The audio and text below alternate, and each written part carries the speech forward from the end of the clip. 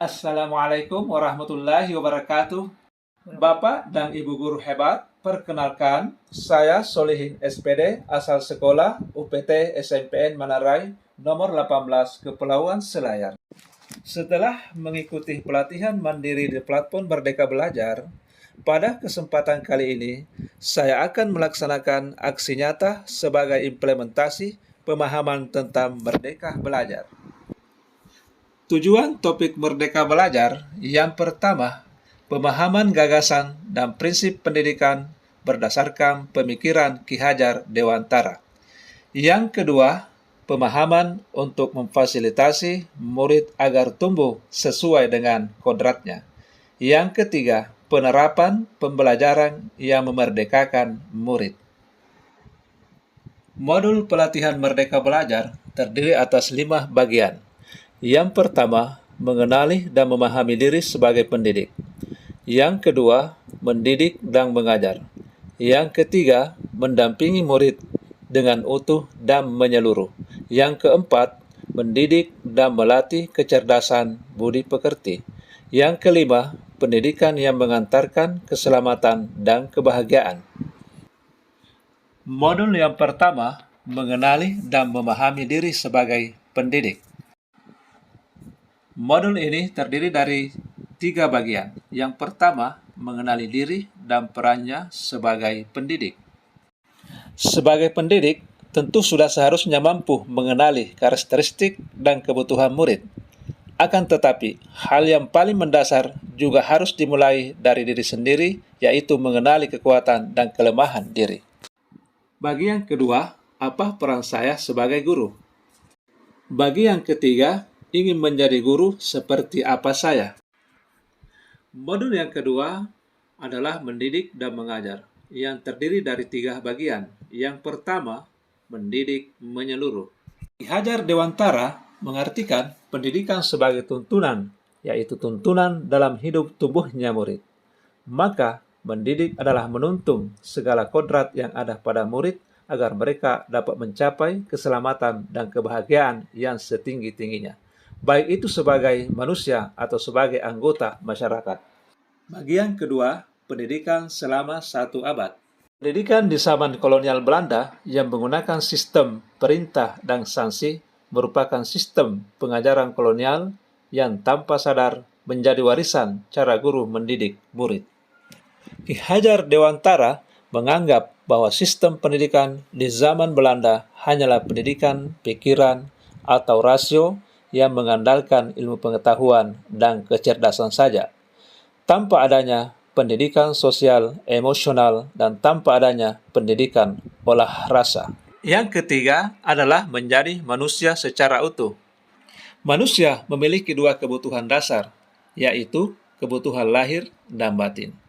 Pendidikan seharusnya dapat memenuhi kebutuhan tersebut. Modul ketiga, mendampingi murid dengan utuh dan menyeluruh, yang terdiri dari kodrat murid dan trikon. Kodrat murid terdiri dari kodrat keadaan, kodrat alam, dan kodrat zaman. Kodrat alam merupakan kondisi anak sejak lahir, sedangkan kodrat zaman adalah perubahan yang selalu terjadi dari waktu ke waktu. Anak berhak mendapatkan pendidikan dengan cara yang sesuai dengan kodrat alam dan kodrat zamannya sendiri. Asas trikon menjadi prinsip perubahan yang dapat dilakukan untuk mewujudkan transformasi pendidikan. Asas trikon terdiri dari 3 asas utama, yaitu kontinuitas, konvergensi, dan konsentris. Asas kontinuitas yaitu pengembangan pendidikan yang harus dilaksanakan secara terus-menerus dan berkesinambungan. Asas konvergensi yaitu pengembangan pendidikan yang dilakukan bisa mengambil dari berbagai sumber dan disesuaikan dengan kebutuhan dan potensi yang kita miliki sendiri. Asas konsentris diartikan sebagai pengembangan pendidikan yang dilakukan harus tetap berdasarkan kepribadian kita sendiri. Tujuan utama pendidikan adalah menuntun tumbuh kembang anak secara maksimal sesuai dengan karakter kebudayaannya sendiri.